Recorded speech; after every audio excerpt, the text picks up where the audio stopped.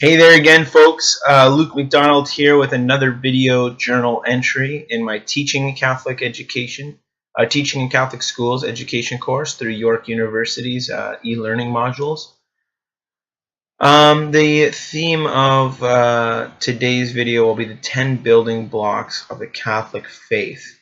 These principal building blocks underlie a myriad of Catholic traditions and serve as a cornerstone for many of the beliefs that are central to the Roman Catholic faith.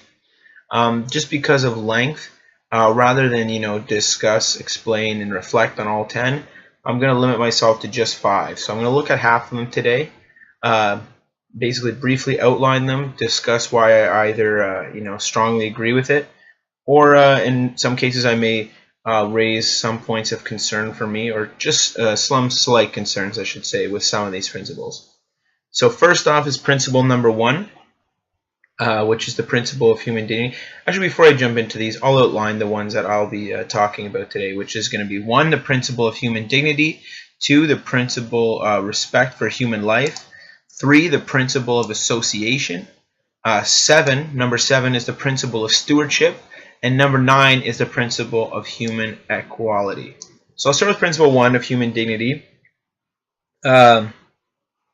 It's considered a bedrock principle of Catholic social teaching.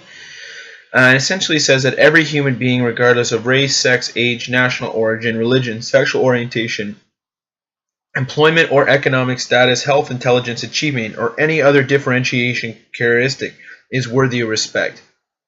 And I agree with this strongly because I essentially, it boils down to one of the most ancient truths in the Catholic canon, which is, we're all created in God's image.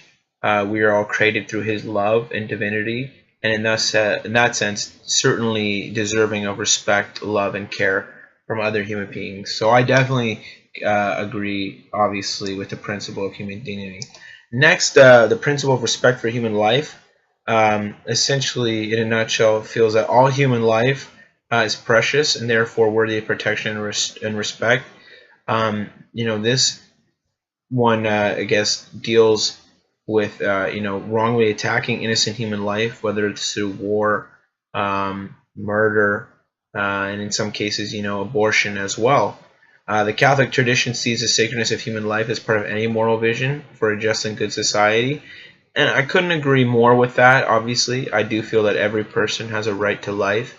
Everyone does have a right to live safely and prosperously.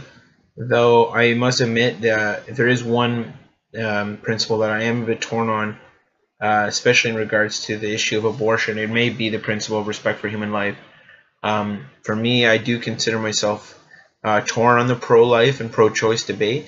I certainly feel that a fetus is a human and God's, human reproduction, but ultimately God's creation, and that it does in fact have a soul in the womb. But at the same in the same vein, I do ultimately respect a woman's right to their own body and a woman's right to their own life, which is also bestowed by God. So while I agree with the respect for human life, I am a bit conflicted in terms of the issue of abortion, which would be my reflection for that principle. Secondly, there's a principle, or thirdly, I should say, there's a principle of association, which definitely looks at the Catholic family as a centerpiece of society, and in that its stability must always be protected and never undermined. That the person is not only sacred but social, and we must organize society in terms of our economics and politics to directly affect human dignity and the capacity for individuals and families to grow. Of course, I definitely agree with this as well, and I know that we obviously have to keep family stability first and foremost, but just to play a little bit of, the devil's advocate, if you will, here, I do feel that you can still be a strong, devout, and faith-filled Catholic and live a meaningful spiritual life in the absence of a family. I personally know people who, truly don't have a family, whether it was their parents dying at a young age, no siblings. We've all heard these tragic stories, and I wouldn't want to deny anyone that principle on the lack of a family. And I do feel that one's social network and their support systems, whether that's their friends, their community, their church, fellow church members. They can make up that association. They can make that community for a believer, and in that sense also serve as that centerpiece in terms of the principle of association. So I agree, but I would also like to be a bit more inclusive and include those maybe without a family or their only family being the church to be included within that principle. The fourth principle I want to look at, which is number 7, the principle of stewardship, one that I certainly agree, and it's perhaps summarized in the quote here, that the Catholic tradition insists that we show respect for the Creator by our stewardship of His creation. So we're managers as stewards, not owners, and it's up to us to bring a sense of moral responsibility and protection to the environment.